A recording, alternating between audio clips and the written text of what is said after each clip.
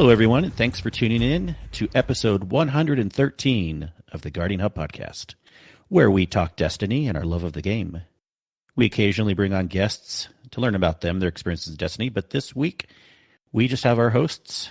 We have Sin, DesRaven, and me, Kingsley Mac. How are you all doing tonight? Magical as always. It's kind of weird doing this thing on a Thursday night, not going to lie. It's a lot different than what I'm used to. Yeah, you feel like I'm out of my element. I'm just thinking of I know it's summertime now and it stays bright later out, but I'm always kind of in my mind like Sunday night, it's dark, it's kind of like the week's going to get started. But here we are on Thursdays. DesRaven, how are you? Doing all right. Can't complain too much anyway. Who would listen if I did? About 150, 200 people. Hopefully. It could just be people downloading more. Well, yeah. They could just be either of you any interesting things with work? I mean, we have to go through shop talk, but anything at all? Well, my work, obviously, I'm this week started my mortgage role, and it's been training. There's going to be quite a bit of training, and it's all work from home. Today, I got to learn about dialing systems, and that is very, very interesting. Dialing systems, like calling 4 people at the same time and wait for somebody to pick up. Party lines? I don't really know if I call them party lines, but they're auto dialers, basically. Rotary phones? Yeah. Something like that. Sidetracking you. Yeah. And I'm currently working out of my bedroom, and not in a provocative way. Are you pantsless? Party lines out of the bedroom. How's that not provocative? I mean, I don't do it pantsless because I'm on Zoom most of the day with other people training, and I'm actually training with loan officers, even though that's not going to be my role. I'm going to be an account executive, which will be cool. I'm going to be on the wholesale side of things, so I get to work with brokers and such, but I get to learn a lot of what the loan officers get to go through, which is cool. And I start at 8 o'clock in the morning, and I'm usually done by 4:30, 5 o'clock. And that still gives me time to do this insurance stuff on the side, which is cool. But I can't wait to get the basement part done. I got made some progress on the AC work today, but that'll give me an opportunity when I'm, working. I can actually be playing also. Ultimate multitasking. That is awesome. What would best case ETA be for getting the basement done? About another month or so. Not bad. Yeah, it's coming along. It's coming along really well. I can't complain with the progress so far. Because you said you weren't going to put up drywall, right? Nope. Right? Just for the foam stuff? I'm doing the drywall, but no mud and paint. Oh, okay. Yeah. It still helps, I'm sure. Oh, yeah. Yeah, and the foam is just there for the sound because it's going to be 400 square feet of shenanigans down there. So you're doing Zoom calls, you're doing party lines, no pants, and you're going to have a padded room? That sounds kinky. I mean, if that floats your boat, then yes. Bring all the kink. And in a basement. What will the wife think? The background's whips and chains. Mm-hmm. I do have poles down there, the beams that support the upper level. Oh, there you go. Yep, so, I mean... we could leave room for imagination. I mean, we are the best hub on the net, so. Any requests? Let's send no now, and he can fit it in the schedule on our new Guardian Hub OnlyFans. Anyways, Jess, what are you up to? Oh man! My God! There's got to be something interesting with work or your area of the world, something like that. I don't know. I'm the wrong person to ask that. Any crazy weather? I thought I heard. No, not in your area though.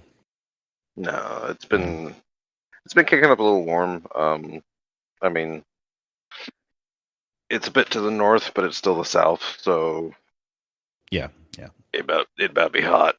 Um, which is it's funny because having moved up from Alabama, everyone's saying it's like, oh, it's getting so hot already. I'm like, it hasn't even hit 90 yet. Yeah, y'all just wait. Yeah.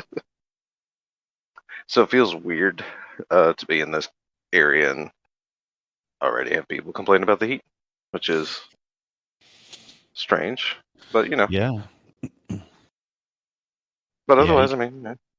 Get used to certain things, right? And it's like, oh, this isn't as Yeah. bad as other areas.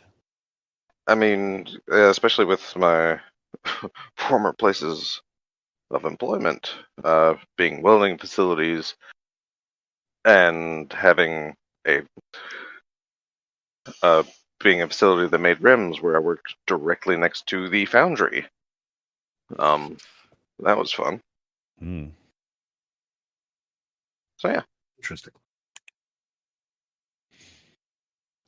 Yeah. Well, we'll we'll wish for the best that it doesn't get to 90s for the people that can't handle it there, but you'll be fine. All right. The I'll be interesting fine. is, Yeah. you're hoping it doesn't get too sweaty, Spooks. Uh-huh. All right. What is new in the game? What have we all been doing? I mean, we have probably a lot to talk about. The raid came out. We got to give all our impressions there. We have an expunge mission. We don't have a guest this week, so we can just spend however much time we want talking about what we've been doing. Go. Lots. I got my Crucible ornament for Nullsy Composure. I got a couple raids in. Finally, 2 completions over 2 nights. One Tuesday, one Wednesday, one on my Titan, one on my Warlock. Got to actually raid with Des this week too, for a little bit, and then yay! I've been doing my raids. Started on PC, but I think my 2 completions were on PS4. And no Vex Mythoclast. I hate on somebody that's currently in this room that's got it. You have my RNG. I'll wait for you to tell your side of it, but we'll go from there. But yeah, other than that, been doing some of these triumphs. A little bit of Gambit, a little bit of Crucible. I did do the Expunge mission. I'm assuming that's the one I did solo the other day where you have to kill the giant Vex at the end, and there's a lot of jumping and puzzle, like running around in these rooms. Yeah, what do you think about that? Because we'll probably spend more about the raid, but we can start with that mission first. You like it? It was definitely interesting. I did like it. It wasn't too bad to do solo. It just was kind of getting your bearings straight. On a couple of the main portions or the main rooms, you could go the wrong way and then get turned around and start back like a spot prior. Then you just have to go through it again and go the opposite way. I was hoping there was going to be some, yeah, if you went the right way every time. But yes, there was a couple spots where you could go an alternative way and it loops you back around. And then, I was kind of hoping there might be something secret in there. I mean, they have a lot of room in there to make it so, basically. A lot of room for shenanigans, I'd like to say.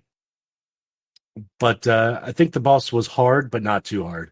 It gave a little bit of a challenge without being like exceedingly difficult where you necessarily need a party. And that's a lot coming from me because I tend to die a lot. How many times did you die? A few. Puzzle? I didn't. A couple times on the jumping puzzle, just trying to get my bearings straight on that. But 2 or 10? Just kidding. Like 4 or 5, probably. Be on the safe side. We'll start with that. 4 or 5. But the boss I didn't die on. That one I kind of took my time with. Tried to figure out what was going on. Did have damage gates, kind of like a raid boss or a strike boss, where they have those damage gates. So that was kind of interesting. But overall, it was good. I don't know if it's got the. I don't know if it's going to have the replayability like what's it called? Presage. I don't think it's going to have the Presage replayability, just because it's very plain otherwise. Well, yeah, it's not meant to be like Presage, but it's, remember, this is one out of 3 main variations, and there's going to be three main. I don't know what I'm looking for, but then there's going to be variations too. And I think look at these as like I don't know how to explain them exactly yet, but they're kind of like micro or split up missions of something like Presage, and this is meant to be even more like even solo than other things. You can go in with a group, but you don't. There's really not too much of a point to do so. But there's like triumphs that like 10 minutes completing it in 10 minutes. That's not even just like a triumph in the the screen that people don't look at like, oh, I won't reach that or whatever. It's actually a weekly seasonal challenge. So they kind of want people focusing on that. Yeah. So I wouldn't mind going in with a group just to complete that portion of it. Yeah. And also to help you get it done quick, we have the new 2 upgrades on the Splicer Gauntlet that pair with the release of Expunged, which can help you go through it faster. Can you review those mods? I cannot because I don't have them. But you know what they are. In general, exactly what I just said, and they help you go through faster. I don't know specifically. You want to know exactly what they're called, Sin? Yeah. It's right after, what is it? Code something? I think it's called. Either way, it's the far left column. The far left 3. Let me see here. You're right. It's on the left. Oh, no, it's on the left. I'm not I can't remember the name. I thought it was in the gauntlet. See, yeah. So you're talking about the artifact? No. No, artifact. You're way off, Sin. I was just a little bit off. The Servitor. Yeah. The Servitor, where you get the upgrades, because it's in the same column that gives you the platforms in the override mission. Yes. Yeah, that was the first upgrade. And the second one does, I think it's something like the cannons. There's more, they're easier to yeah. Yeah, no, you have like more uses of the gravity cannons, and then the last one is like a short circuit that helps you get through obstacles. Yeah. Okay, I think I do. Now that you mention it, I do remember seeing the cannon one at least. Yep. The third one is called Wire Walker. The Splicer Gauntlet can now be used to expose shortcuts and remove obstacles, like you said, Des, in Expunge. Yeah. So there you go. And I can't remember when, but we're still like a couple weeks away from the far right column, I believe. Yeah, that is locked right now. It says corrupted data. I mean, it's not really corrupted. It's just not there yet. It's corrupted. We need to cleanse it. I don't know. I guess in terms of computer speak, incomplete data would be corrupted data. So I guess that's fair. Which is why you never stop scan disk early. Oh my gosh. Yeah. So I assume, did you do this mission also, Des? Of course I did. Tell us your thoughts. It was fan-freaking-tastic. I love like the Whisper style platforming sections. I just love like the exploration and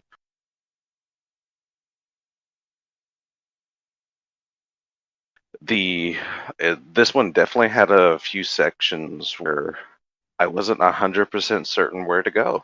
And like I said, I really like those feelings. And like, when it comes to things like Whisper and such, I kind of like having to explore around, jump funky ways to find out exactly where we need to go. And like I said, this little piece of a mission had enough of that. So I think it was very well done. Yeah, it was a cool mission. I loved the styling of it. You hear these little sounds and you're in those corridors where there's like that wall that's coming at you, like a Vex wall. Oh, right, yeah. It totally reminded me of Tron. Even more so than Oh yeah, what for we've been sure. joking about before.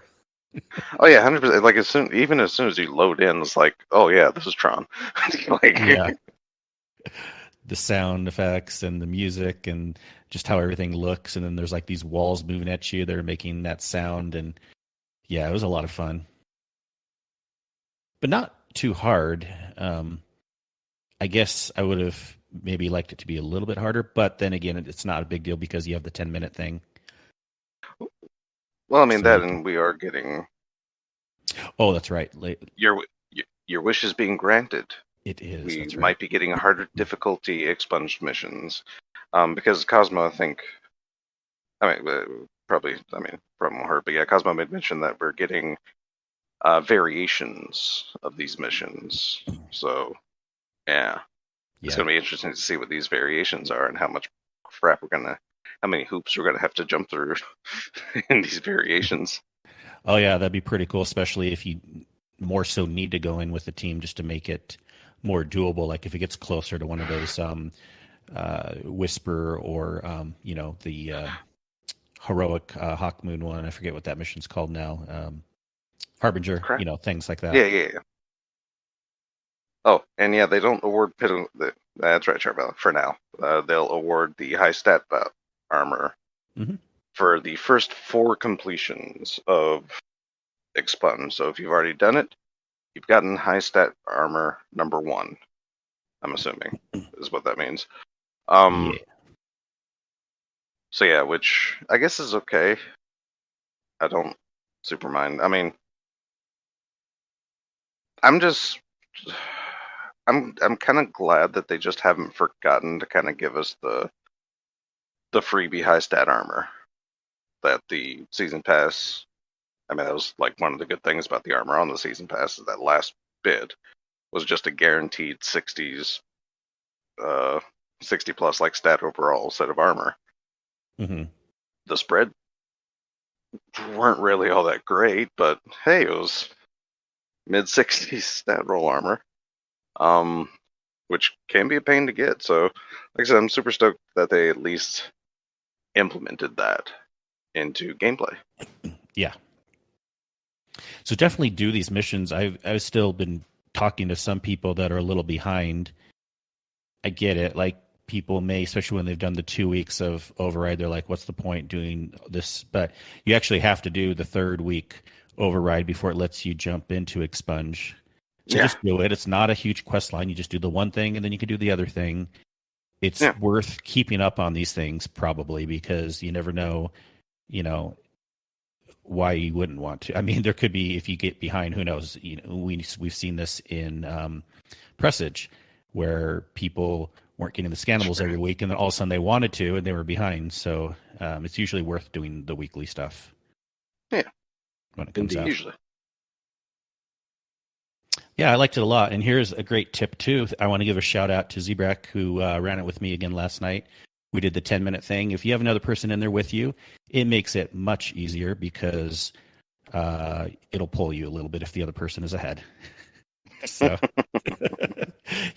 I was keeping up fairly well, but I'd only hopped in it once before. And so there's a couple times where I got a little behind, but then all of a sudden I'm like, oh, look, I'm here now. And, of course, by the time we get to the end and we made plenty of good time and it was just like, we did, as much boss damage on the boss as we could before his first immunity. And then we just quickly split up and got the 2 things to, deposit and then took him down the rest of the way immediately after that. And so it was super easy to do it with 2 people. Nice. So what you're saying is we're going to run this for 10 minutes after this tonight. Well, hopefully not 10 minutes because that'll be down to the wire and a little stressful. Hopefully we run it for 9 minutes or less. Right. I hear what you're saying. All right. Should we get into the raid and our thoughts and experiences with it? Because, I mean, we may be like, it's been out for a while now. No, it's only been out for a week. Less than a week. Not even. And I feel like, I mean, obviously, probably all 3 of us, a lot of other people have been in tons so far if you count the total amount of hours. Okay, yeah, let's count the total amount of hours. Yeah, less. Should we go to raid report? Hey, but I've been having a lot of fun, and I'm okay. We could talk details later, but boy, I'm more impressed than I thought I would be with the changes they made in the raid so far. I'm being a person that absolutely adored Vogue in D1. I don't think there's a change I don't like that they've made. To be honest, like, of course, if you had asked me Sunday, I really didn't like the Atheon changes. Okay. But after getting like a proper grasp on everything, it turned out not to be so bad. But yeah, like just initially, I despised. It's just stupid, but yeah, I don't know though. Like I said, I super enjoy the tweaks, like especially on day one, like going through and giving people explanations. I would always start with, well, if nothing changes, we're supposed to do this, this, this, and this. Which I think super tripped us up because we knew most of the changes. But once we got to Gatekeeper, like our knowledge of what other people had encountered, like ran dry. So it took us like 3 tries to finally to get a grasp on how drastically Gatekeeper was different. And that one, oh, so nice. Anyway. Well, I just want to start with... getting in... No, this is very helpful. I mean, there's so many fun things to talk about here. I agree with everything you're saying so far. This has nothing to do with, obviously, our performance or anything, but I do think it's interesting how many hours we've been in it, because I just bring that up more on a point of like, okay, Sin, did you ever think you'd be in a raid for 12 hours within 1 week's period? Not even a whole week yet. It's less than a week. Oh. I mean, we did a day one DLC. Yeah. Do you think you hopped back in that same week, though? We weren't in it for 12 hours, I know, on day one total. Well, anyways. Yeah, we were in 12 hours. But... 12 hours, you've been in it approximately, Des, for approximately 15 hours. I didn't even know I've been in approximately 19 hours. So we've spent a good portion of the last several days from Saturday to Wednesday, because I don't think any of us hopped in it today. No, and actually, my last trip was the Monday. No, Tuesday. Never mind. I wasn't on the Tuesday group, I believe. Yeah, actually, I think I was. Yeah. Yeah. You were in Tuesday night, I did a few, and I think you had to leave. Had to leave. Had to go to sleep at work because y'all kept me like an hour past my bedtime. Yeah, I mean that's one benefit from working at home, and I don't have the drive. Now I can start raids at a decent time, and I'm not really going to sleep any sooner. I just don't have the stress of having to be up to drive. Mm-hmm. So I've been being able to stay up late, and it hasn't affected me as it had been. And I don't have the mental anguish of the car business. Yeah, must be nice. It was a drastic change, but enough is enough. I'm sure. No, keep on going. Keep rubbing it in everyone else's face. Well, Kingsley already worked from home, so. Yeah, no, now I'm surrounded by blue collar. Good grief. Awesome. Wait, I'm not white collar? I don't know. Wait, crap. Why is it recently I've been screwing that up? Good God.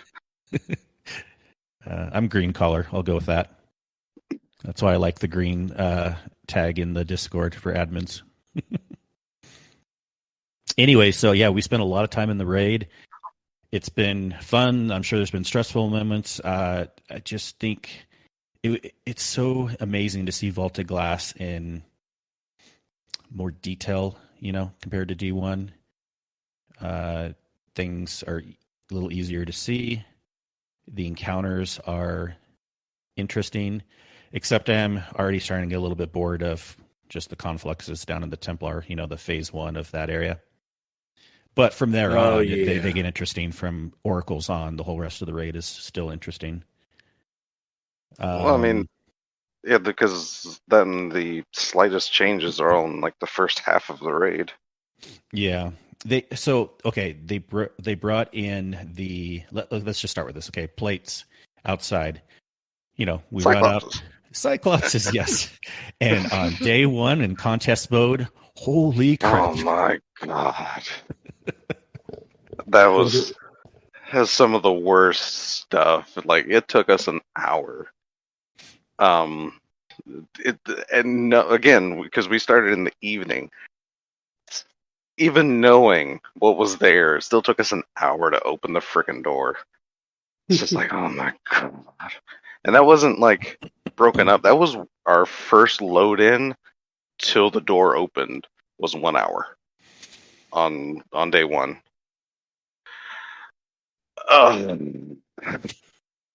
Well, the contest mode sure added to that. I mean, now we just kind of now I can pepper them with 2 to 3 shots of Telesto and they absolutely melt.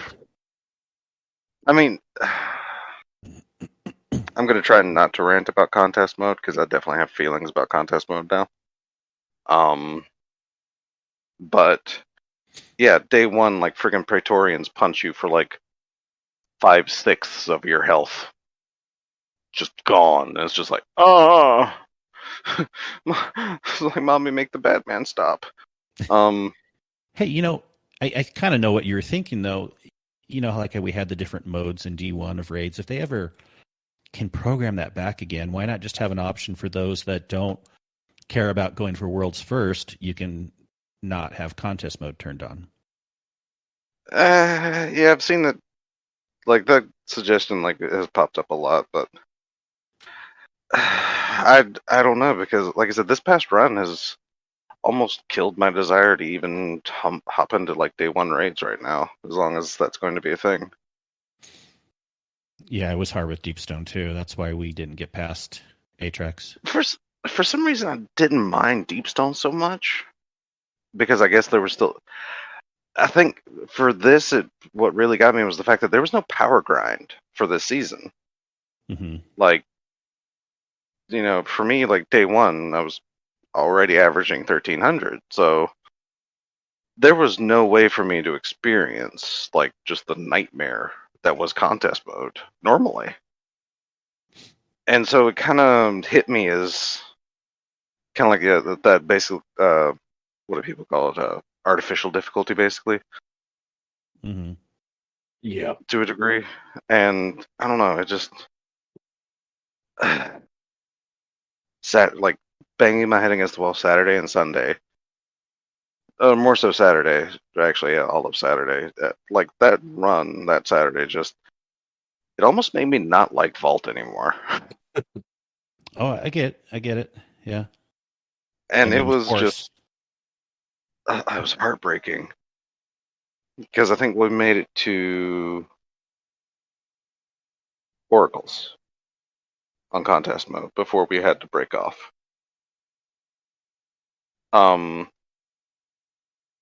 Which, and like I said, complexes hadn't changed much. They pretty much added Wyverns and Unstoppables. Minotaurs. Otherwise, it's still complexes from D1. Which wasn't too bad, but yeah, like you get to Oracles and Hobgoblins during contest mode. God, you think Cyclopses are bad? How about like 4 Hobgoblins that decide to shoot you all at the same freaking time? Which, yes, will probably kill you even normally. But when one of them kills you, and the other 3 are just rubbing salt into the wound. Yeah. Well, I did want to say real quick, we go into the, we open the gate. They had a chest right when you open the door, which is interesting. And it's one of those, quote, secret chests, even though it was right there. It's one of the ones that just gives you mods or stuff that you've already earned. and of course spoils. And then they have a chest, an actual secret chest in the the underground secret passageway, which was way cool in the same location as in D1. Wasn't that an Age of Triumph edition? Well, yes, the same location Like that they added okay. later on. Yeah, exactly. You're right on that because I know it was there, but I don't think it had anything in it originally. you're right. They clearly added that later. There was not really reasons for people to go that way.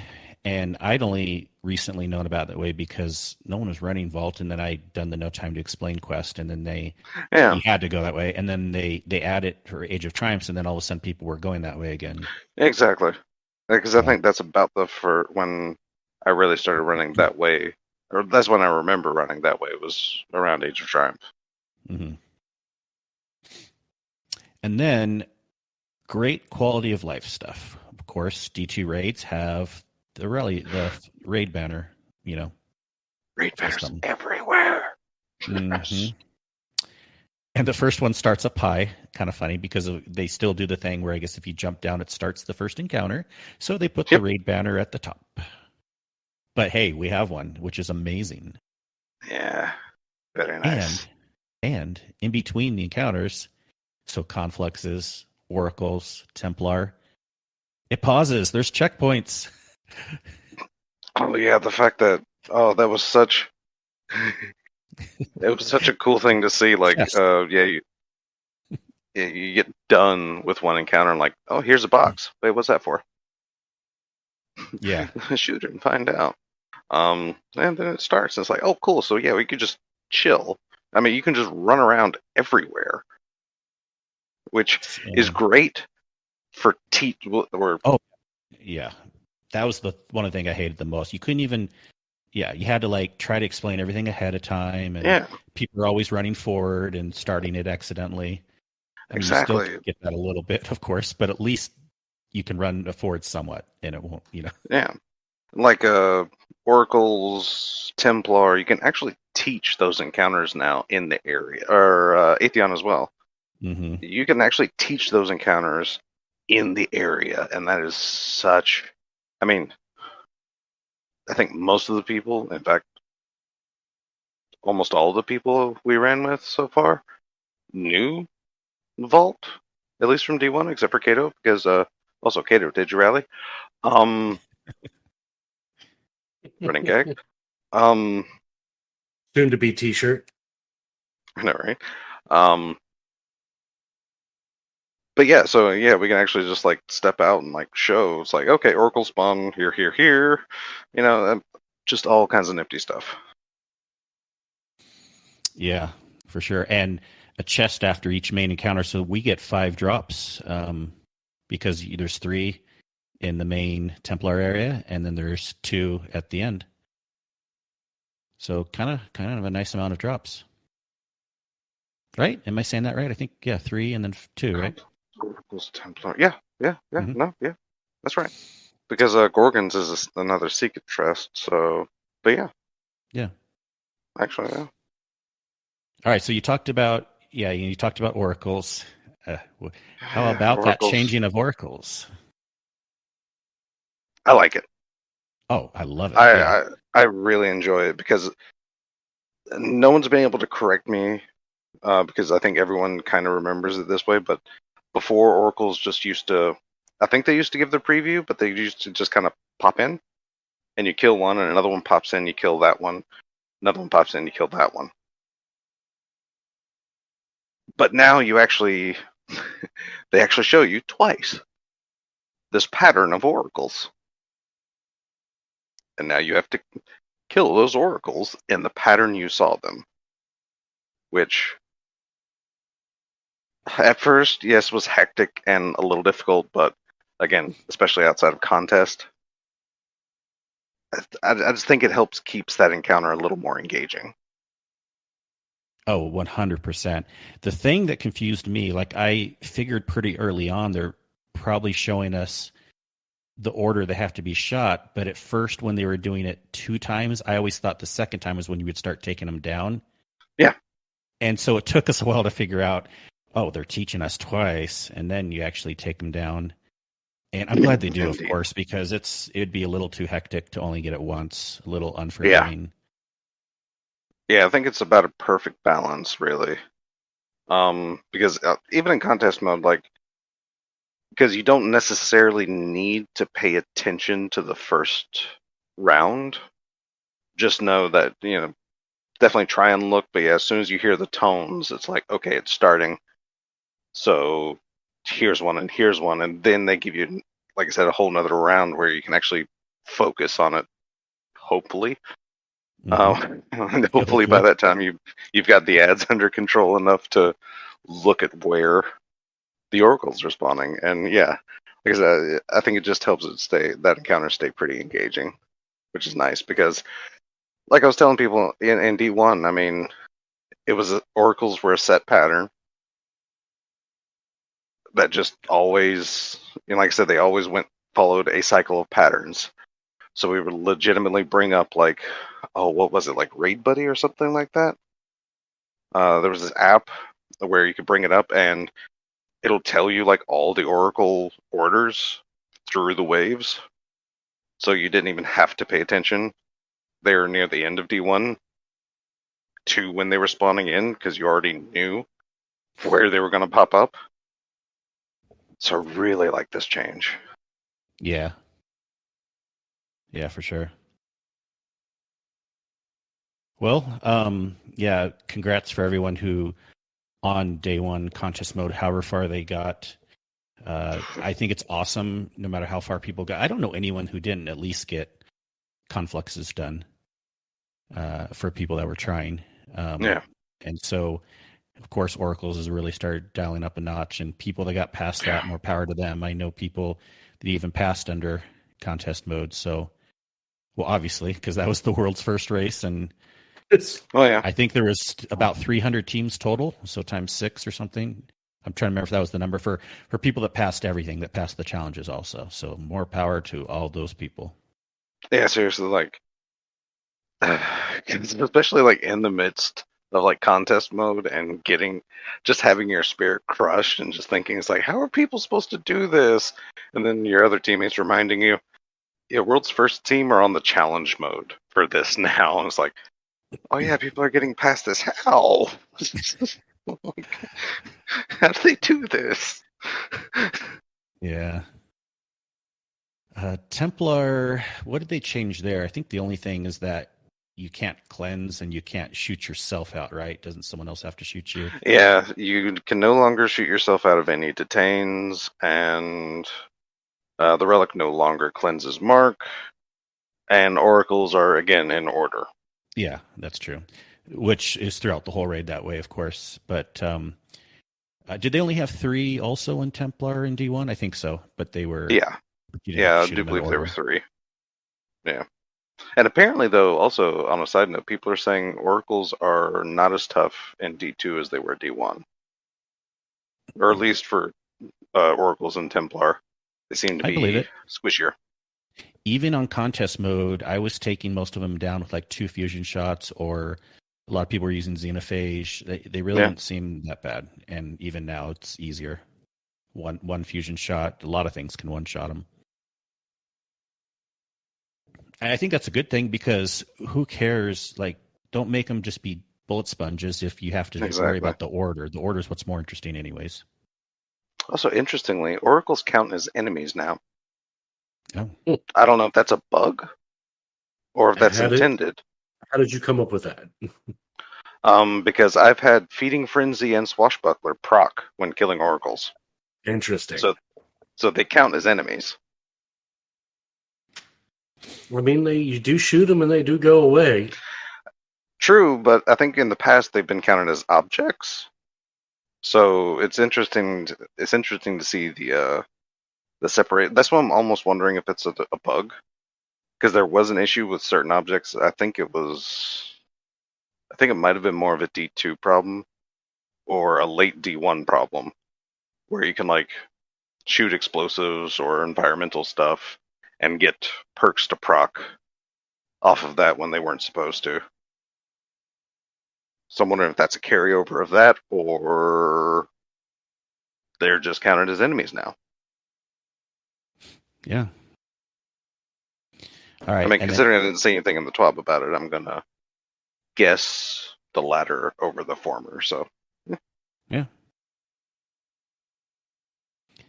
All right. And then after Templar, the same passageways are open. You can go the secret way to the left, or you can go the main yeah, way. but doesn't matter anymore though. Yes, except a lot of people. I mean, we don't have to talk about all the scannables, but there's going to be a lot of people Oh yeah, going that's this true. secret Yeah, way for a while to get the scannables. But you're that's right. true. There, the chest is not in Praetov's area. Or no, sorry, that's not Praetov's area. But the chest is not in that area anymore at the bottom of the secret area. Instead, they put the quote secret chest all the way at the end near the door to the actual where Atheon is, the Yeah. vault. So And hilariously though, apparently there was a broken Vex gate in that area as well that's now gone. So that's interesting. no, yeah. Yeah, I think that was it. Yep. All right. We get to the main area again. Beautiful, beautiful quality of life stuff. It does not just start when you get in there, unless someone runs forward too far or starts shooting things. But at least it doesn't start. You can go in the door, do the rally flag, and talk about how to do the encounter. Yeah, And what do we call this? Do we just call it Gatekeeper? We don't call yeah, it it's like Gatekeeper. Yeah, okay. I mean, that's what we've always called it. Which No, that also, I know that's right. I just keep getting confused. also, fun fact in D1, that was one of the best places to farm Glimmer. Oh. Because if you considering we had the Glimmer consumables in D1, and there were so many major Vex just in that starting encounter, you could actually like kill all the major Vex. Just it was, I think you could spend like 20-30 minutes in there and basically go from near nothing to max Glimmer. It was a nice little farm. Yeah. Of course, we don't need it now, but you know. Well, I was seeing a lot of Glimmer on the ground, but maybe I was just noticing it more compared to other raids. But it was there for sure. But this encounter, definitely interesting. Definitely more fun to me than what I remember from D1. It's kind of like, I don't know the best way to describe it. It's almost like a back and forth or like a relay race, or you're just bumping people in the next position. It's hot potato. Potato, yeah. And I love how there's 5 people involved with that in essence, and one person can just be a floater, add control, whatever, you know. Yeah. Yeah, it is also, it's fun once you get into the motion of it, but at least for now, it is an absolute nightmare to explain to people. Yeah, I understand. It's almost like you want to like just run, pretend you're running through gates, show people, come out, and then run over to the other side. I like exactly. Yeah, I guess you could try to draw a map, but that wouldn't necessarily be much easier. But it's not too bad once you get used to it. I think once people realize when they go out the door, they have to go to the other side. That's the main thing that usually trips people up, if anything. And then from there on, it's kind of easy knowing what to do. You're just taking the place of the person in front of you, and they just bump up one position. Which, and for also those that don't know, in D1 Gatekeeper, you kill the Gatekeeper, you open one side. 2 people go indoor. They kill another Gatekeeper to pick up a relic. Those people leave the gate. Relic holder goes to middle because that's when the conflux starts to spawn. You open the other side. Repeat. Grab the other relic. Now everyone goes to middle to defend the confluxes. That was D1 Gatekeeper.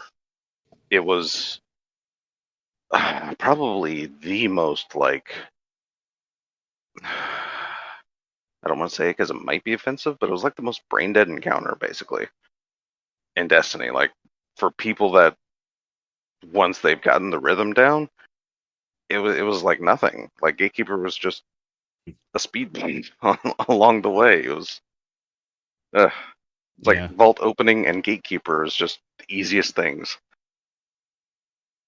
And also, you really only needed like maybe 3 people that knew what they were doing, basically, and the other 3 could just stand on plates or shoot ads or crap like that. I mean, essentially, you only needed 2 people that really kind of knew how to work the relic, essentially. Yeah, and then one person maybe running with to help out. Yeah, with it. Yeah. You know. Because everything else was just shoot it till it dies and let's go back out. Yeah. So yeah, the yeah. fact that it's hot potatoes / relay race now, like I said, it does keep it interesting and at least keeps you on your toes a little bit. Yeah. Yeah, fun encounter. I like what they do with it. And then Atheon, final encounter. What are your thoughts on that?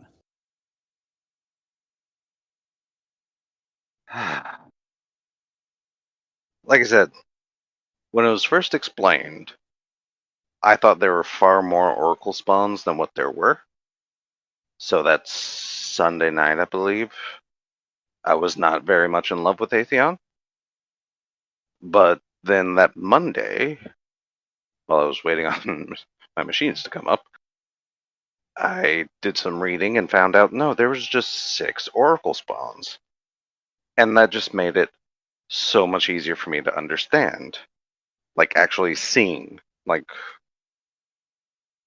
these call out maps and whatever and just seeing how they're laid out. I was like, oh, that makes sense now. So I thought it was way worse than what it was, but turns out to not be that bad. Yeah, now it's more just people staying alive and getting enough DPS. Right? Which kind of was the problem of early Vault, but again, by the time you get everything worked out, like all that stuff is like forgettable. Also hilariously, apparently Atheon took a page out of Riven's book. Because it's a slightly less complex, legitimate Riven strategy. Yeah. Having the 2 teams, one team calling out where to shoot, and the other team shooting the stuff and damage phase. I like that they brought the oracles in here. I mean, you think there's oracles earlier in the raid. Why not at the end also? It's just something to kind of bring everything together. To Oracles were in Atheon. Oh, they were. Where were they? Oh, yeah, in the rooms. Yeah, when you get pulled, you're right. I mean, yeah. Yeah, like just before you left, you basically had to destroy the 7 oracles that would spawn in. But again, they would just spawn in a line. Particular order. Yeah. Okay. You're right. But it's cool having it in the main room. It almost seems like Atheon's doing something tricky or more. He's more involved. You know what I mean? It's like, yeah. That's I guess what I'm trying to say.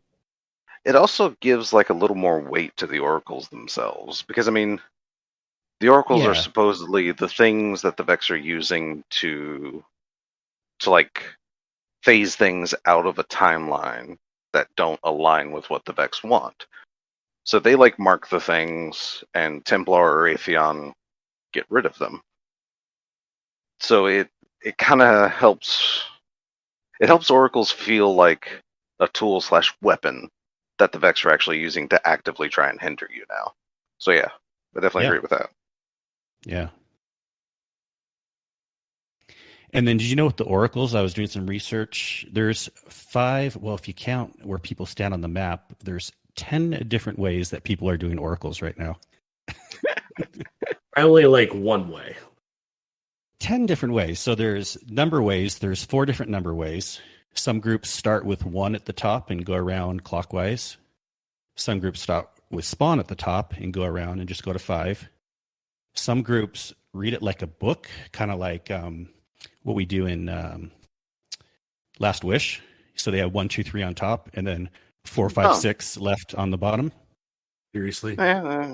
Some groups read it like a clock, 2, 4, 6, 8, 10, 12. You're welcome to those that like that. No. I tried that way the first time. I spent all of 5 minutes overlaying new text on someone else's graphic, so you're welcome. And then some groups just read left, middle, or right, and then they specify close or far if they have to.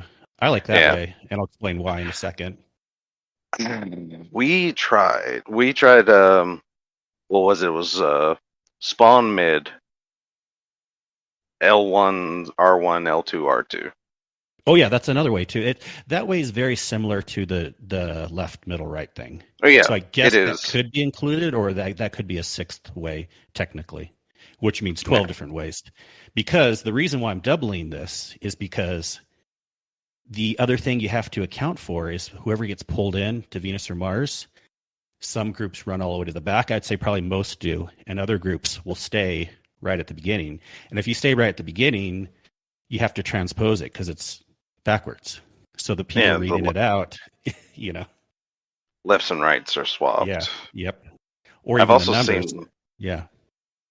I think it was the Oracle report, the Trials report came out with. Some people are also, because it's like spawn mid, left, right, Venus and Mars, to correspond with, those ones that spawn in front on top of the Venus and Mars gateways, which makes sense, but also at the same time can be confusing because there's like 3 different versions of how people learn the gateways, I think. Because you have your basic lefts and rights, but then you also had your past and future, and then you have your Mars and Venus. And all 3 of those callouts in D1 were legitimate and used. And I mean, because I've ran with groups that have used all of them. Yeah. But of course, it was easier in D1 because you didn't really even need to know the callout. I know. Because you could look at your map and see where the map or your sensor was pointing and use that gateway. Doesn't work now. So all of those that are looking, that don't work no more. It'll be interesting to see if some of these narrow down. And I did some research on like people that are giving guides, like some of the big streamers and people that we know. And Sin might be surprised to hear how most people are running it. But I do want to tell a little bit about why, because, I Sherpa a lot of raids in the past, and I'm always trying to look for a way that people can have as least confusion as possible, right? And the problem with the numbers is like there's so many different ways to do it. So like some groups will start with spawn, some groups will start with 1, some groups will read it as a book. And that's fine. And then sometimes people, even if you say, okay, we're going clockwise, it's obvious, but then the first few times people might get confused and like, oh, clockwise, you didn't mean left, you meant right. So then they start reading it around the other way. But it's not super hard. You'll get it eventually. But the thing I like about the direction one, left, middle, right, is there's no confusion about what left is, middle, and right. Because they're always in a row. So the 2 on the left both count as left, the 2 in the middle both count as middle, and the 2 on the right both count as right. So all you have to do is you say middle, right, left. Now, if 2 spawn on the same, you'll just say middle, left close, left far. And also, I have another suggestion. No matter what method you use, let's start getting to only calling out 2, because once you call out 2, the third one's obvious, and the less chatter you can have in a raid is always good. And then if someone says, what was it again? You can always call out all 3 again. So I did some research on how different people are doing it. Dado's raid guide uses numbers, but he starts with the 1 on top. So he doesn't do like spawn 1, 2, 3, 4. He goes 1, 2, 3, 4, and then all the way over to 6. The Reddit Raid Secrets guide, they do the directions, left, middle, right. Fallout Plays, my man, love him. He does the directions, left, middle, right. And then Liv, we love Liv, Lock and Load Liv. Her group, Sin, also actually does left, middle, right. And guess who else? Rick Kekis also does left, middle, right. So it'll be interesting to see how things narrow down. I'm not saying the numbers way is harder. I'm just saying for people learning something brand new, there's less you have to teach if you just say, in my opinion, left, middle, right, versus teaching someone a number system. And I never know if I'm Sherping a totally new group, I'll probably go with left, middle, right. But, either way, we have to be flexible. We know from raids, when we hop in, we have to be able to go with the flow with whatever the group is doing. So it's good to learn all of them. Yes, Sin. I mean, I actually would normally prefer numbers. Anyone who remembers in Deep Stone, like whenever I do the downstairs area and 8 tracks, I actually prefer to say 1, 2, 3, 4. But don't you agree that most people just want to hear left, you know what I mean, middle right. So I'll start doing the numbers, and then people get confused, and I'll just say, okay, it's over on the right, you know.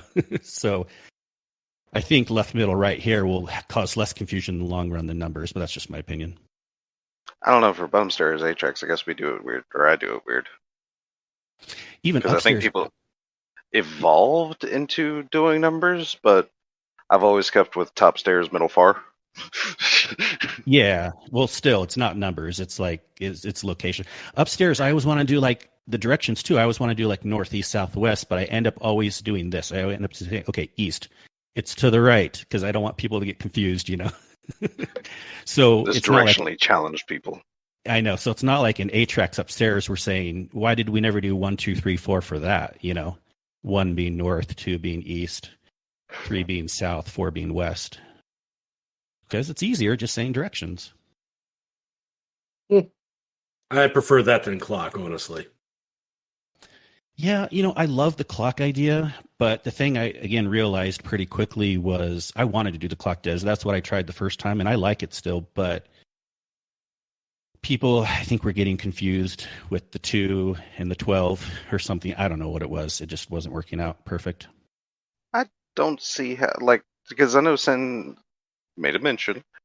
It's like, how do you, because you'll have to, like, transpose it if you, like, stay on top, but the one thing I didn't get about that is the fact that regardless of whether you're using numbers, directions, whatever,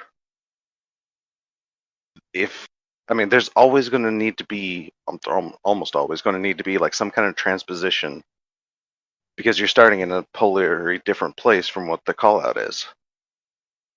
So, I don't know. But I know people's brains are weird. Right.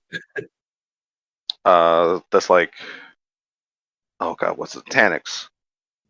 When you Kingsley like mentioned the numbers, like numbering the boxes, I'm just like, that sounds stupid. No. Which it's okay for me to say that now because I said that then too. Yeah, so you're being fair. I mean, yeah. Which, to be fair, also, if we tried it, I probably would have gotten it. But I was so used to our way, it's just like, no, that sounds stupid. I don't want to think about that. Yeah, yeah. So it can be difficult to, when you're thinking about it, it can be difficult to wrap your head around it. But sometimes, just putting it through its paces, it can make a lot more sense. All I hope is that even if we get like a even split, like I said, most people are probably, like all the guides out there other than Dados, are doing left, middle, right. But let's say like the number system ends up becoming more of a standard. I just hope it's the same number system. It's not like half of people are doing clocks, half of people are doing spawn, half of people are doing 1. You know what I mean? Like, well, that's too many halves, but you know, I meant like a third. Like, so. But yeah, I mean,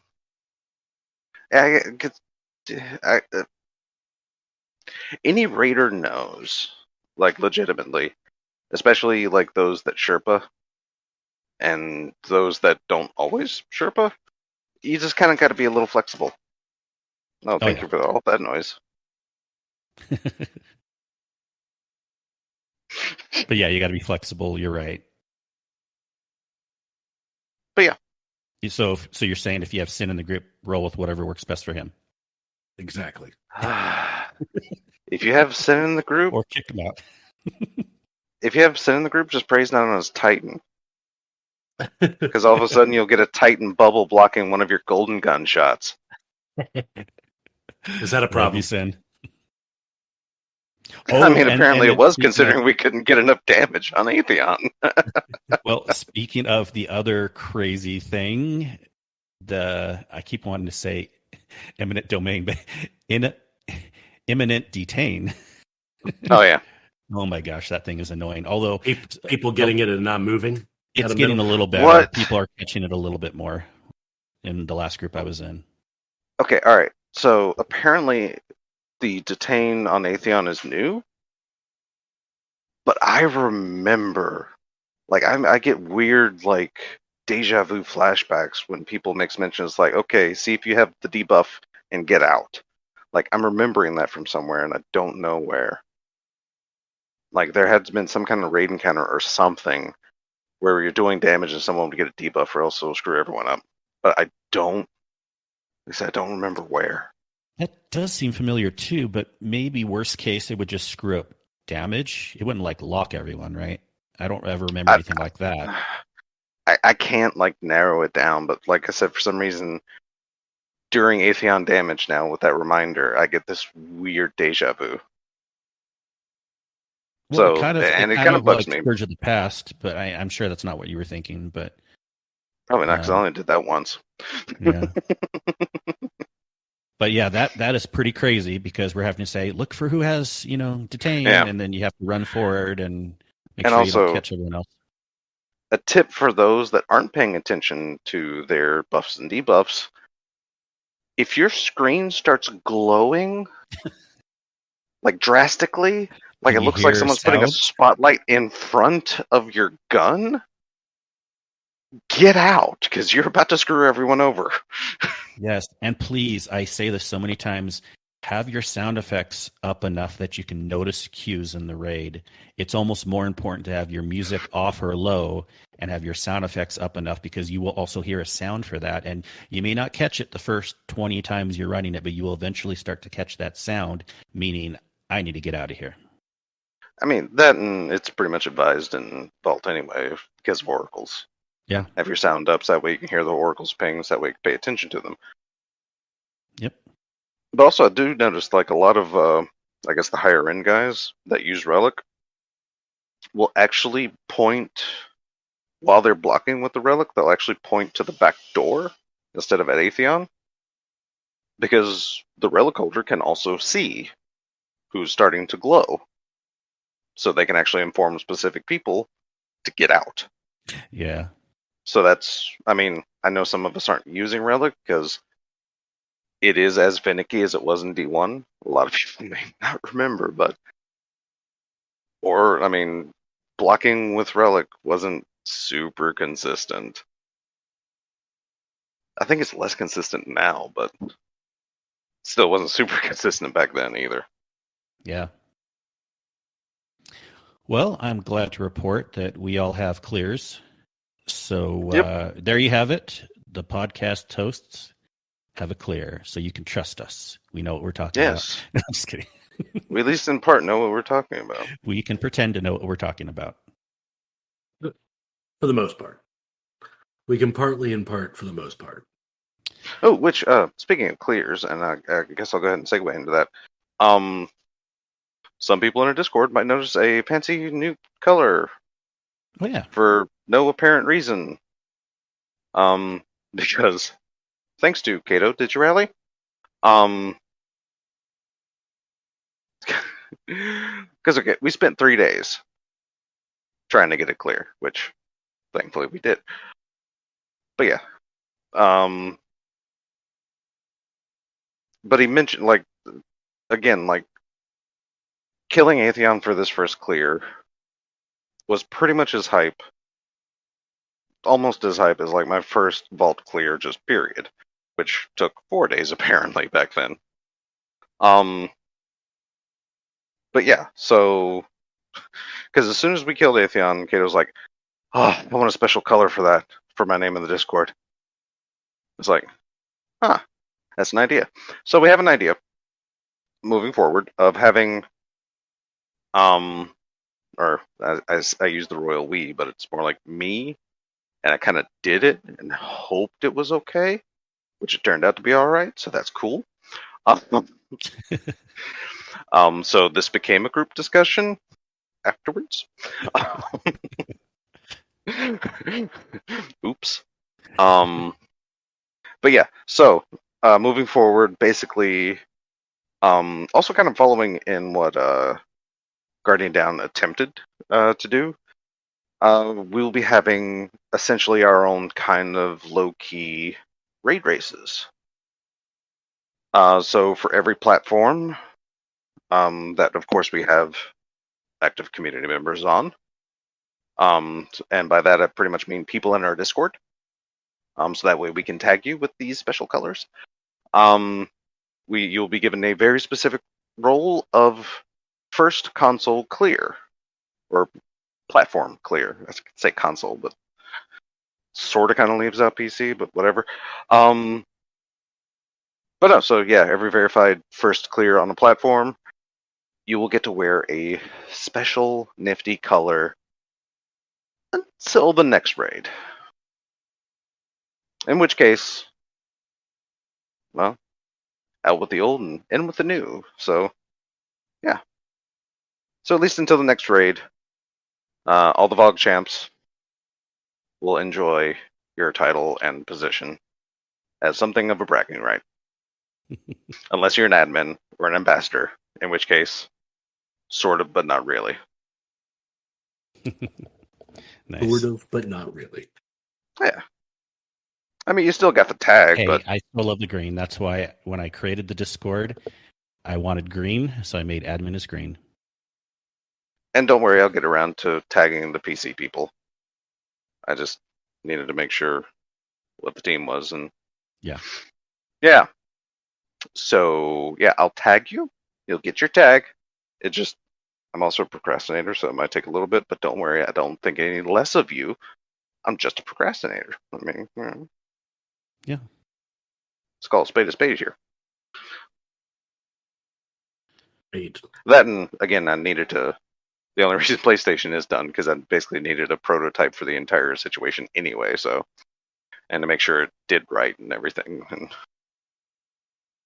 then I kind of started rating again, and now I have some stuff ordered, and so I'm not really wanting to play right now. So, anyhow, yeah.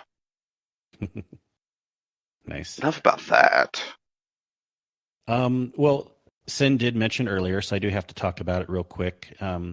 Sin, will it bug you even more that I don't even care so much that I got it? But yes, I have Vex Mythoclast. Woo! No, honestly, okay, I raid so much that I just want it. I would be, well, if you continue to raid, you'll get it eventually. See, I'm the type of person, and with eyes, okay, these last two raids, I have gotten lucky. I've gotten eyes on my second clear, and this time I got Vex Mythoclast on my second clear. Nice. Now, I'm not saying I'm unhappy. I'm just saying I would have been perfectly fine. I know I would have gotten it eventually. So I kind of find it funny when like other people are like, "Oh my gosh, I want it so bad. I'm freaking out. I'm freaking out. Third run, I still didn't get it. Oh my gosh." You know, you'll get it eventually. Calm. Take a deep breath. I mean, why am I? Why? Tell me, Sin. Why do you want it so bad? Like, what am I missing? Just so I can complete it and just get it done. Okay. I mean, but what are you missing? I mean, they completely on the same changed token, it, though. it's like me saying I want to do something just to get like this armor from all these lost sectors, and I still don't have. I take that back. I might have one for Warlock, but I still don't have any of the Titan exotics from these lost sectors. So the RNG bugs you. I get it. So you just want to have it done. Just done, so I can focus on other stuff. Yeah. I mean, it's just like the what is it? Air Apparent Catalyst. I finished my Deathbringer Catalyst, but my Air Apparent Catalyst is not done. I finished my Lumina Catalyst. I think there's still something else that I haven't finished. But those are different points. You can just push through those. But yeah, this you just get it when you get it, I guess. Yeah, it's RNG in the raid, so at least supposedly Nice. up to a point. If they have the bad luck protection supposedly built in or not. we'll see. Speaking of lost sectors, I got fancy hunter pants now. Nice. Star-crossed lovers or whatever it's called. Star Eater scales? Same difference. Not at all. Amazing hunter My- pants. Oh god, don't. It's it's very different though. Sadly though, with much reconsideration, I might not be using them that much more in certain situations over Nighthawk. Because Star Eater scales are very risk reward. Very risk reward. Because again, its entire mechanic, you can overcharge your super by collecting motes of power.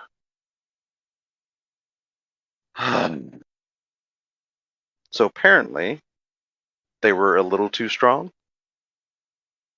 and you only needed 4 motes to get the maximum advantage out of them. So apparently they were strong. Bungie disabled them for the first day of the raid. They released a hotfix to balance them,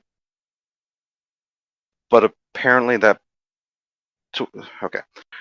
The change they made is apparently now you need 8 motes to get the maximum advantage.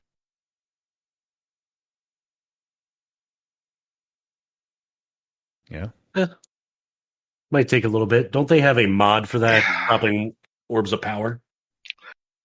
Don't know. Well, I mean, orbs of power aren't that hard to come by.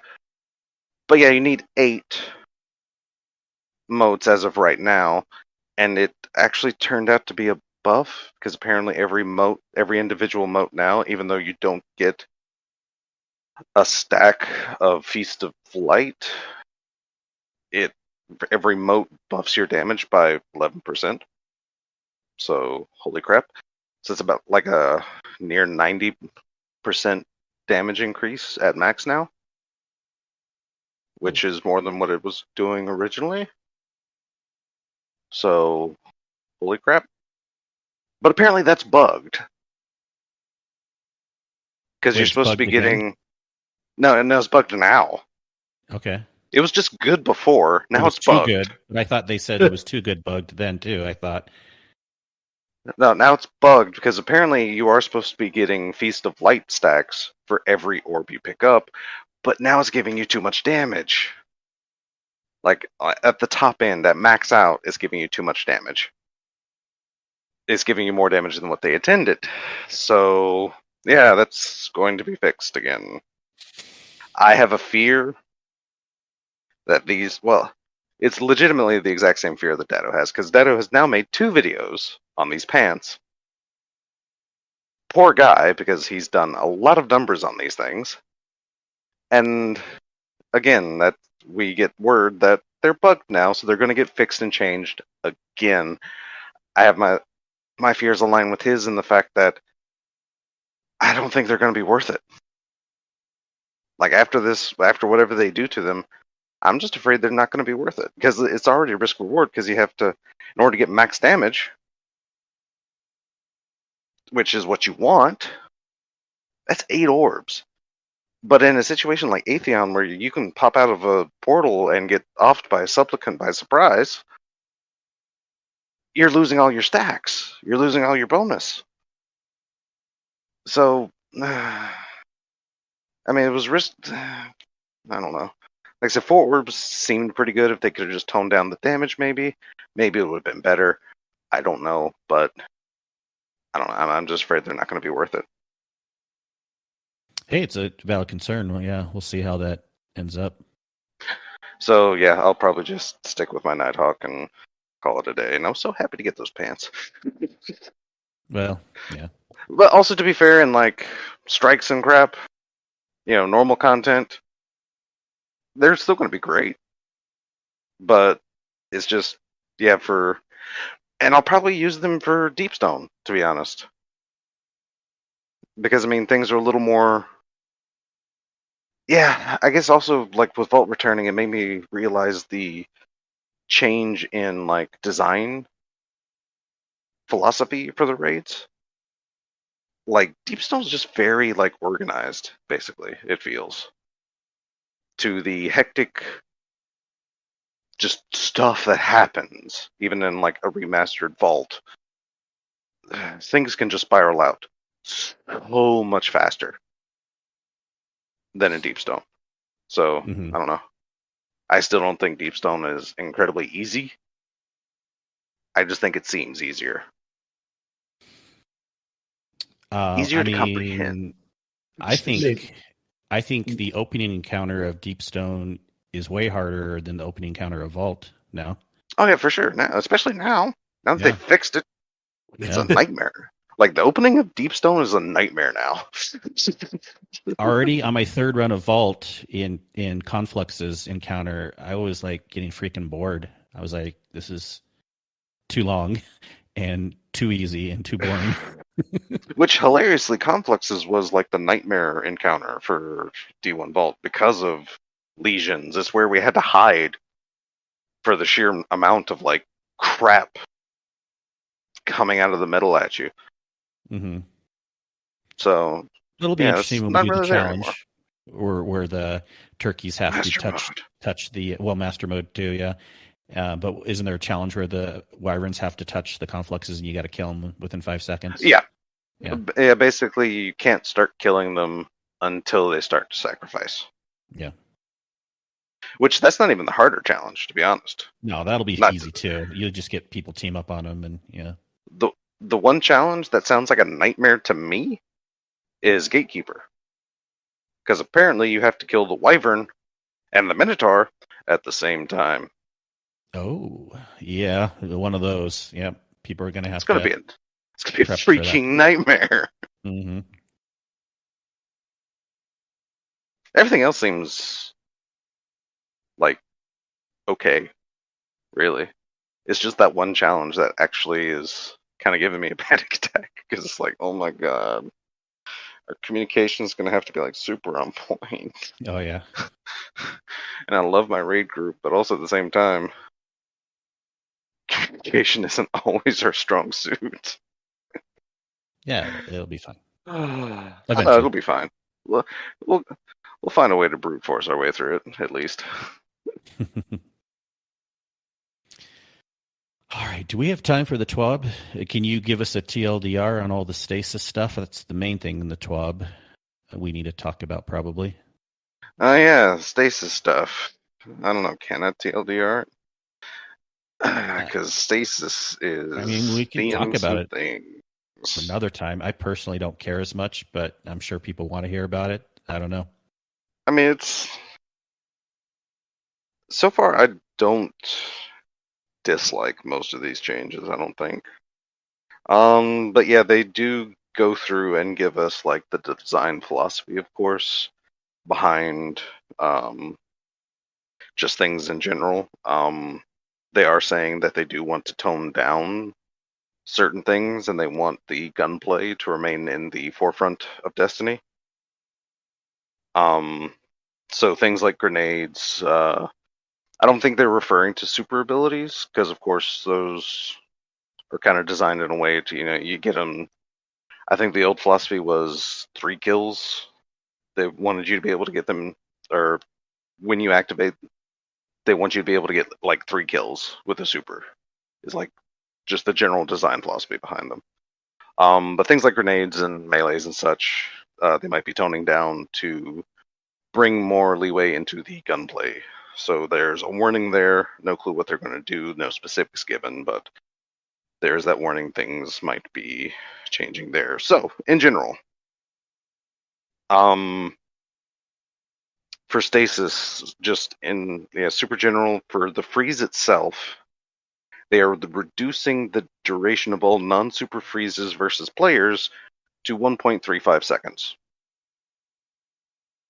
which is going to be no time at all, basically. And they even note that this freeze is so short that you actually won't be able to break out of it because breaking out of it would actually take longer, apparently. So, yeah, you will not be able to break out of non-super freezes. But again, you're only in there for just over a second. They are reducing the special weapon and heavy weapon and light ability bonus damage versus frozen players from plus 50% to plus 5%. So they're mimicking PvE in that manner. I didn't understand why PvP was such a huge bonus anyway. Stasis slow will no longer reduce your weapon accuracy. And this was probably one of the biggest things I saw on Twitter. People were happy about. Yeah, will no longer affect your or reduce your weapon accuracy, but it will increase flinch when you're under fire. So there is a give and take there. I can roll with that. Yeah, it will no longer suppress class ability and air moves, e.g. Icarus Dash. There is a known issue with Stormcaller's Ionic Blink, and it is still suppressed when slowed, and they are planning to address this later. And they are reducing the movement speed penalty while slowed, by about 20%, so you'll be 20% faster while slowed. So there's that. They are changing the Whisper of Hedron's fragment, which was the why are you not running this in PvP if you're running Stasis fragment. It will no longer increase weapon damage after freezing. It will instead increase weapon stability, aim assist, mobility, resilience, and recovery after freezing, which I feel those are still very strong PvP things to have. So less cheesy stuff, more utility stuff. It's always nice. The Whisper of Rhyme fragment will no longer provide an overshield. That's all that's there. The Cold Snap grenade. The Seeker will no longer track targets after its initial target acquisition. And they're increasing the arming duration before Seeker spawns from 0.3 to 0.8 seconds. I don't know what that means. And they are reducing the radius versus players from 3 to 1.5 meters for the detonation to affect you. So, and instead of detonating on the wall, it will detonate. It will bounce off the wall and detonate on the ground now. So those are all the general stasis changes. So far, I'm fine with it. Because again, especially for a non-super freeze, like 1.3 seconds is going to kind of be nothing. To be honest, if you die from a non-super freeze, you're probably close to death anyway. So, I'm cool with that. It's not like someone can freeze you with just their standard melee and walk up to you very slowly, take time to aim their shotgun at your face, and then can murder you. Anyway, Behemoth. The Shiver Strike won't be as much of a movement ability because they're pretty much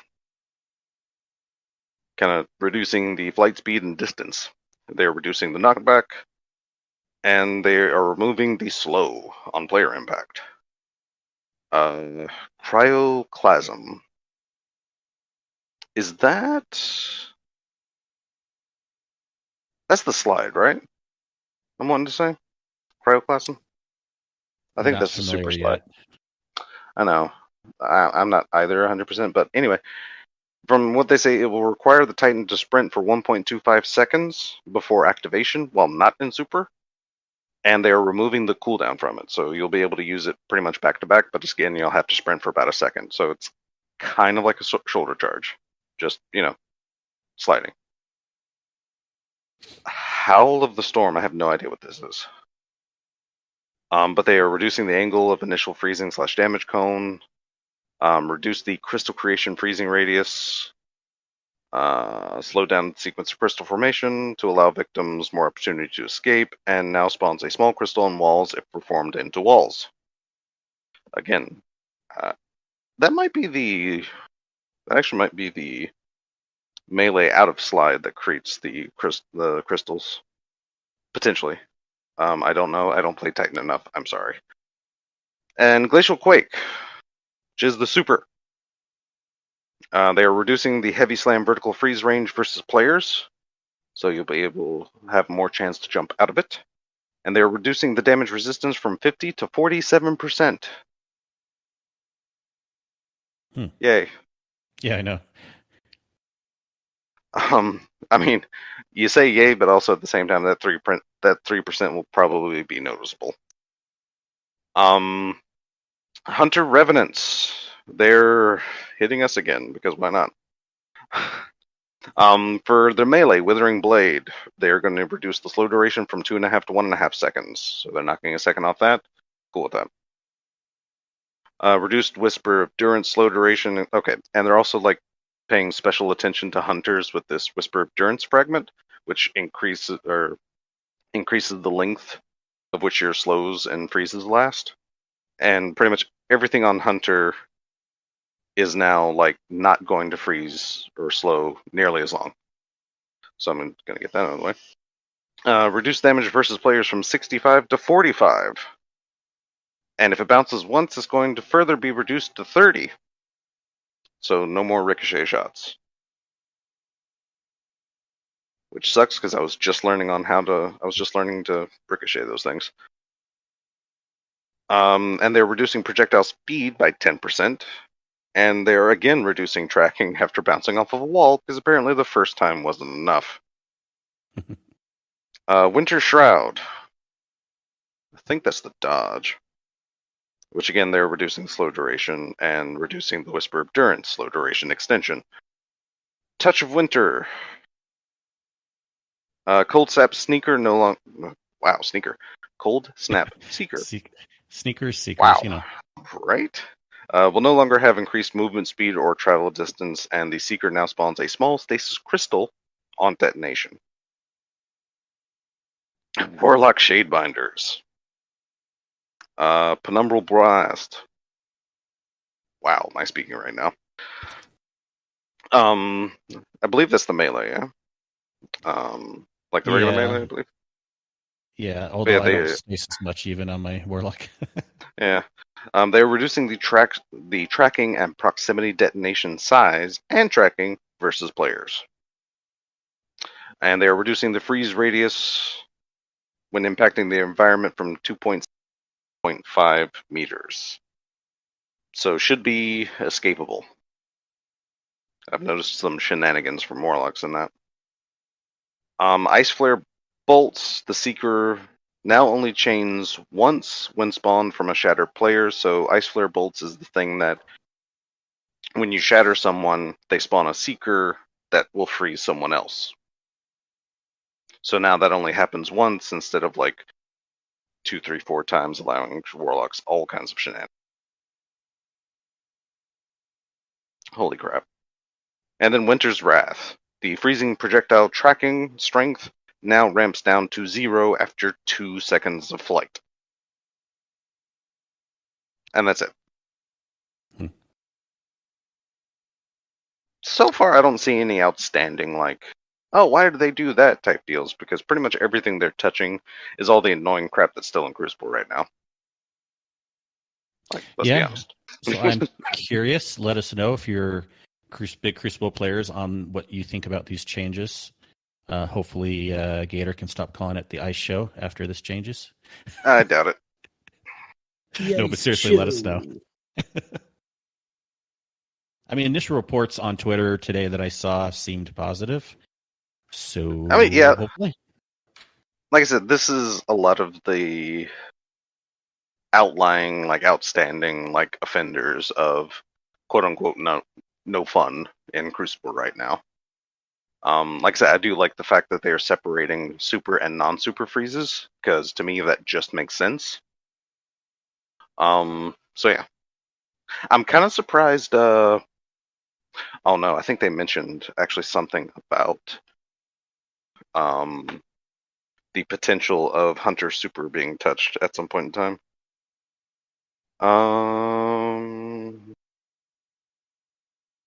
Nope, they didn't. So yeah, I'm kind of surprised they're actually not touching that, because that still seems slightly ludicrous to me. But you know, it's a super, so it should be slightly ludicrous, right? Yeah, only slightly. Only slightly. Only slightly, unless you're Gator. The Ice Show.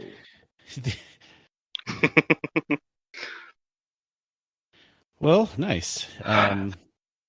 I do want to mention that Titans are a little less confused this week because it got fixed with the hand-holding guide that Sin needed from last week's show on how to use armor synthesis. Yay! Yep. After it took us 2 weeks to teach him how to do it. Yep. And then, boy, did it prompt you on how to do it. I mean, you could probably now understand our confusion of why you were confused, because I personally actually didn't know that it wasn't showing Titans like the full. Here's the thing, though. Tutorial. Sin, do you just not like to explore? If it wasn't showing me the tutorial, I still would have been going up to all the things and figuring it out on my own anyways. Right. I actually kind of figured it out before the tutorial. I was too busy doing other stuff, honestly. And I didn't even bother checking it out. And then I was like, man, I'm still doing these synthweave. Like, it was in my inventory, like, to do, like, a bounty. And then I was just following, like, the bounties and shit. And, yeah. I didn't bother. I didn't bother exploring on my own. No. Ooh, yeah. Also, now that I think about it, because again, crap, what was it? Eververse bundle, because Yeah. I haven't like paid attention to Twitter, so I don't know. But because if you clear Vault of Glass, you get a special bundle for 500 silver, Yes. or an offer that comes with 5 synthweave templates. So you get 5 unlocks from any class, and 2, what people are saying, or we're saying, were Vault of Glass inspired shaders. I have a feeling there was a slight issue beforehand, because again, it's apparently Vault inspired shaders in an Eververse bundle. So I don't know. I could only imagine the backlash that Bungie might have been able to have from the vocal minority about this. And at first I thought, well, maybe it couldn't be that bad. So I had 1,000 silver, so I bought the bundle. Because 5 transmog unlocks for only 500 silver. That's a steal. And you get 2 shaders. And this is on top of what you can unlock for free. Yeah. Right? Yeah. Yeah, this has no this bearing. Is a separate thing. Yeah. Yeah, it has no bearing on what you unlock during the season. But yeah. So anyway, so the white one is very like who were they? The Vex precursors, which are very silvery white. It is definitely like that style of shader, which at first I thought it's not entirely fair to call that a Vault inspired. I mean, sure, that's where we first saw them, but D2 had them in the Curse of Osiris missions. They were like all over those strikes. So I didn't think it was entirely fair. But it also comes with like a standard Vex color shader. Which as soon as I put that shader on one of the Vault weapons, I realized it's the D1 Vault of Glass weapon shader, like 100%. Because not for me, because I got that bundle for the templates and had 2 shaders to go with it. So yeah, if you don't like the new way the Vault of Glass weapons look, like color-wise, well, you can get that bundle and get the original color palette for those weapons. There you go. I'm thinking about getting the bundle too. I have 200. I thought I had 500 silver, but I guess I only have 200 silver. The Omnichronia shader is not bad. I could see rocking that. I think that's the white one. That's the one I'm rocking. Well, that's the one that looks more coppery. Okay, yeah, that's legitimately. If you put that on Vault of Glass weapon, yeah, it's D1 color. Because that's one thing I noticed, especially on Vision of Confluence. Like, there's a lot more like purple tinged like colors across the weapons, where it used to be just kind of like the bronze and black. Like I said, as soon as I put it on like one of those weapons and saw the color, it's like, oh no, people aren't gonna like this at all. Someone's gonna like try and start a riot against this stuff. Oh, so I can only imagine the backlash once people start realizing that. Speaking of shaders, one of the things that they fixed was they removed the glimmer cost to apply shaders. Was that a bug or? I don't know. I thought they said that they were going to do that because shaders were unlockables. Yeah, and it was just a token small amount of glimmer anyways. Yeah. So I don't know if it was a bug, but considered a bug, but still it was a patch note. So maybe it's a new quality of life thing they just decided to do. I mean, now I did notice that if you didn't use the appearance screen, because apparently you can still change shaders on armor outside of the appearance screen. If you didn't do it there, it didn't cost glimmer. Oh, okay. So I'm guessing I guess it was a bug. Okay. So they just remove it all the way. I guess, because like I said, I thought I remember them saying because shaders were unlocks that they would cost glimmer to change. So I was completely cool with that. I think. Yeah. But I guess not now. Oh well. So change shaders freely. Yeah. I mean, I'm fine with that. Yeah.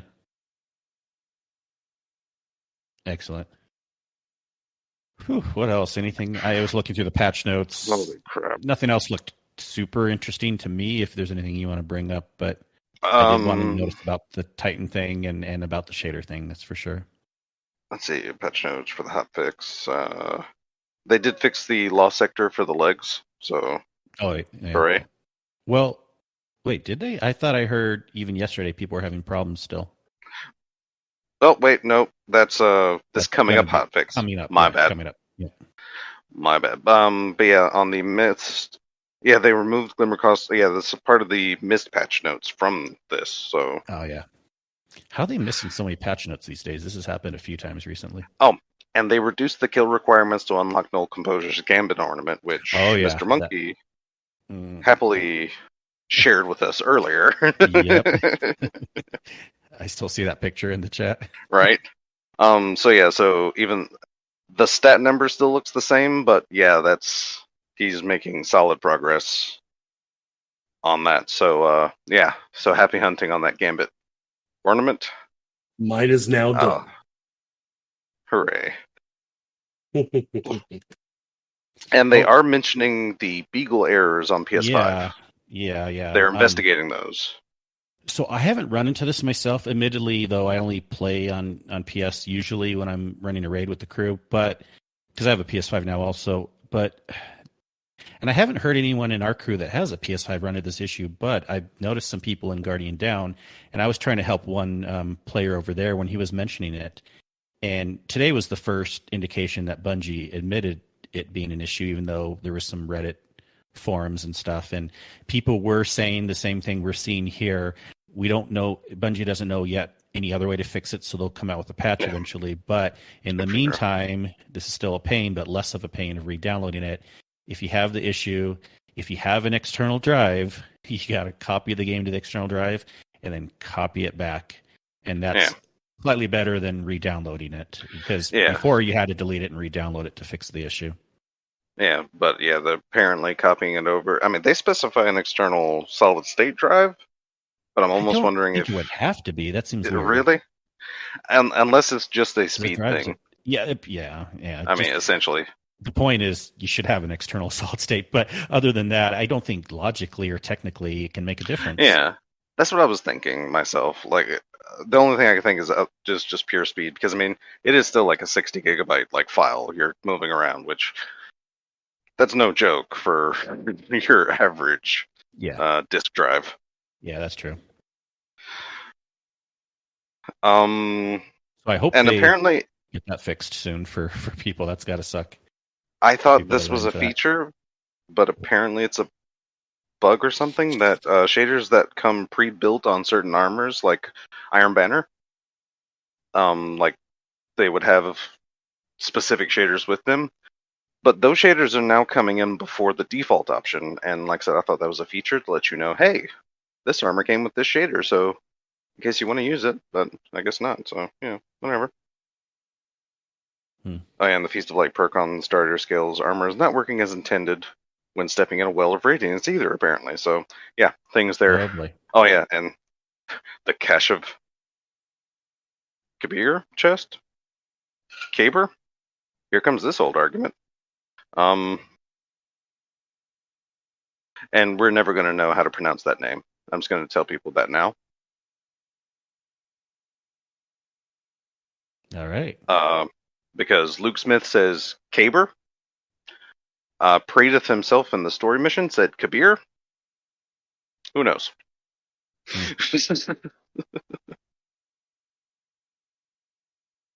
But apparently there is a word in some language, and it is pronounced Caber. So, your choice. Pick a card. Any card. All right. Sin, live update. What are you doing right now? Oh, the Tangled Shore. I'm just running around killing stuff for bounties right now. And working on my Heir Apparent Catalyst mindlessly while I'm killing live for my bounty. Excellent. because the people want to know. Hey, got to keep it real. Mm-hmm. Well, I know I wasn't paying as much to the chat this week. We had some comments. Cato agreeing with some things and resenting some things. And then Zebrak Sharp, thanks everyone for joining the chat. To Kaylin. Indeed. Thank you. It's always very fun much. Having the people Shenanigans. show up. Live Shenanigans. Live, not only a live update, but live shenanigans. Mm-hmm. Live shenanigans. Nothing quite. Yeah.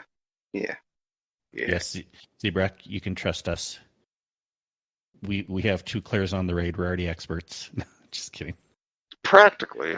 Who needs that data guy when you have the best hub on the net? Yeah. Yeah, is that a problem? Oh my gosh, I was doing the rank earlier, and usually it lives at the top, but a previous guest of ours, how do you pronounce the name again? Dragos? Gosh, I am horrible. Yeah, I feel bad because we had him as a guest, but he was up to like 30 clears or something. Wait, let me look up this number again here. He was number 1. He has had a lot of success. Like, 47. I remember, like, good lord, because I remember when he was I guess he was doing carries like Sunday, and he said something like he had like 20 freaking carries. Yeah, so shout outs to you, sir. You're doing it like all day long. And like I said, that many carries since like live at least, and that early, like, hats off to you, sir. Mm-hmm. Get her done. That's some shenanigans. Definitely shout out to Zebrak. You already have 8. So for like people we actually play with regularly, that's pretty awesome too. Mohafo 6. I mean, it's getting up there. So yeah, for sure. You know, sometimes these people that get a lot of clears at first will taper off. I doubt Zebrak will. But some of these other names that I see sometimes, some of them taper off. But it'll be interesting to see, you know, how the numbers kind of average out down the road. For sure. I mean, good lord, that's like me and you. We got I's second run and still had like 40 or 50 clears. So for Deepstone, so yeah. And Vault will be one of those things that I always run.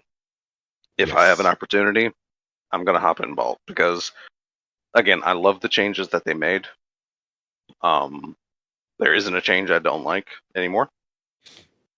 I just can't wait for things to get a little less stressed once we figure out damage, you know, or at least how and when. Once we get the damage portion of it down,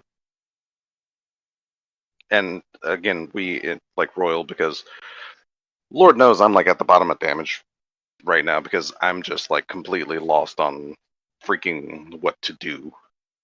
Yeah. Like trying to just, do I hop in the well? Well, the well's not going to help my super damage, and Atheon gives you a crap ton of super energy. And when do I use them? Anywho, so yeah, having to relearn that. But yeah, once that normalizes, once those stresses go down, for sure, I don't know. I'm always going to be open for a vault. Oh, for sure. Yeah. Of course, I'm always still going to be open for a Deepstone too, because I still think it's pretty fun. Yeah. What about some garden solar runs? I mean, I'll hop into a garden run that's not at like whatever time that was. Yeah. Actually, what time was that, right? I don't know. I don't remember. We'll get them going. There's some people getting interested in Divinity again, so I know I have one Sherpa I'm doing on that coming up this weekend on Xbox, and Renaissance Mission 9:30. Quick public service announcement for other games, right quick. Maybe. Go ahead. Among Us is free on the Epic Game Store right now. No thanks. Ooh, cool. But it's Among Us. Yeah, you still grab it. It's free. You're sus if you don't like Among Us. Just saying. I am sus then. Um, I already bought it on PC. What was it, like $5 back when I bought it? Something like that. Still, it's $5 now, but now if you don't have it, it is free. It's one of the weekly freebies during their sale. I want to say that might have been some of the first. I forget who was all in the crew, but when I first started meeting people like Muffin and Batman and whatnot, and I'm sure the first games were in Destiny, but I remember playing Among Us with them and me not having any idea at all what I was doing and getting pretty bored after about 5 rounds.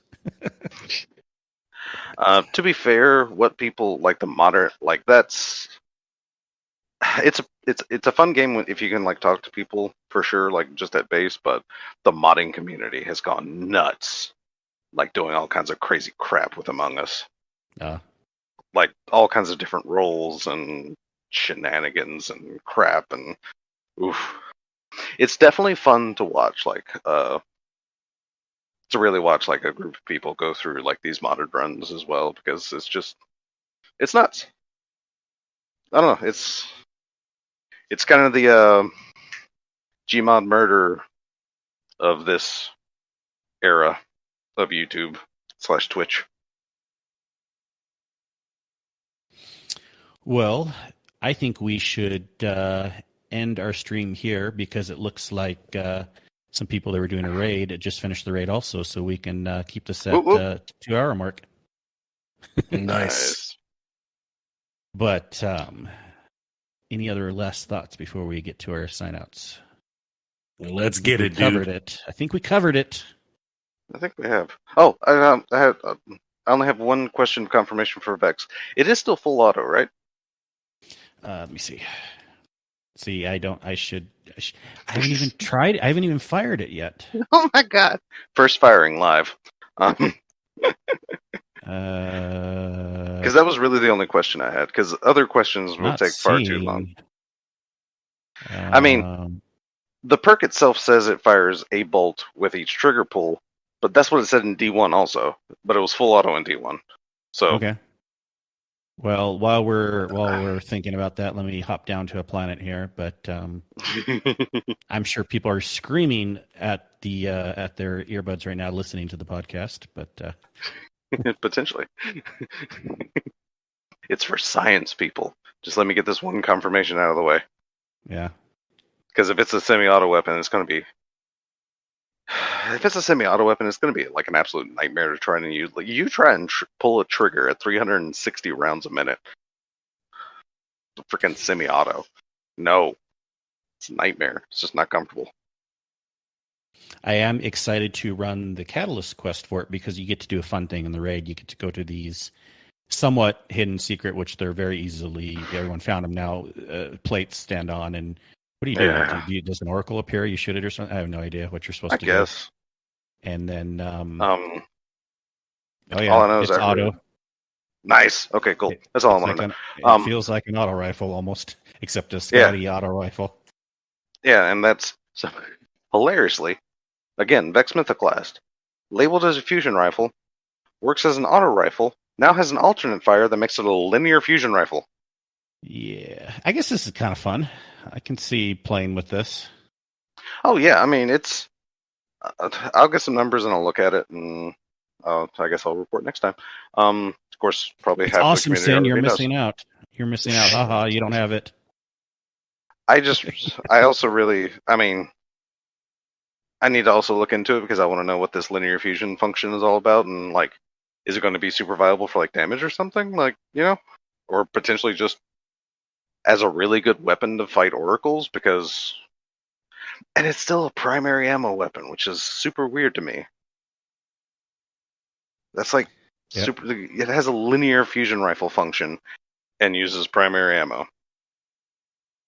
Yeah, I'm trying the linear thing now. But whatever. Yeah, it's interesting. I mean, I kind of like that in some aspects that you can. Yeah, we'll see what the damage is like, but I don't like how the dot is so small, and it just seems like. I mean, for the linear fusion part, it seems like kind of weird. Fair. But yeah, I mean, that was my only curiosity. So yeah, I guess I'll lump basic Vex stats, much like people did in D1, and lump that in with auto rifles for that section because, again, it might be labeled a fusion, but it functions as an auto. So yeah. Well, there you go. A live Pretty test from someone that should know better, but there you have it. Yeah, and also it's going to be interesting because again, it's listed as a fusion rifle, so like fusion rifle charged with light mods are going to be kind of nuts with that, I feel. But anyhow, that's a whole nother discussion for another time. Yeah. Well, always lots to talk about in the game. I'm sure we'll have more next week. So, nope, next week we'll take a break. Just kidding. We'll be here. Dead game. Fun's over. Everybody go home. Vault is being expired next week. They're putting it in the content vault. They're sunsetting Vault. Alrighty. If you don't have Vex, oh well. Sin, you missed out on Vex. Mythoclast. You should have gotten it. You didn't raid enough. He's not amused. All right, we better let Sin sign out before he falls asleep. Right. I still got to download the file. Well, yeah, that too. But we need to log out so you can download the file. Exactly. Log out, sign off, whatever, Getting crafty. That thing. All right, Sin, where can people find you? They can find me in the club which is basically the Discord. That's Sin. and on Twitter, at Sin_media. DesRaven. You can catch me outside, which is also the Discord. Which is also the Discord. Club outside, whatever. And of course, you can check out at DES_Raven for where the link to the spreadsheet lives, which is 99.5% complete because I haven't added Vex because you try categorizing that nightmare of a thing. So Kingsley. And you can find me inside, which is also the Discord. Just podcasting with people, playing the game of Destiny, all the above. You can find me as Kingsley Mac all the places except for on Twitter. I am MC Kingsley. And you can find our show either on Twitter as The Guardian Hub or through our lovely website, theguardianhub.com. The best hub on the net. Oh, yeah. Thanks for that. And you can actually get a shirt now. Oh, yeah. Shirt?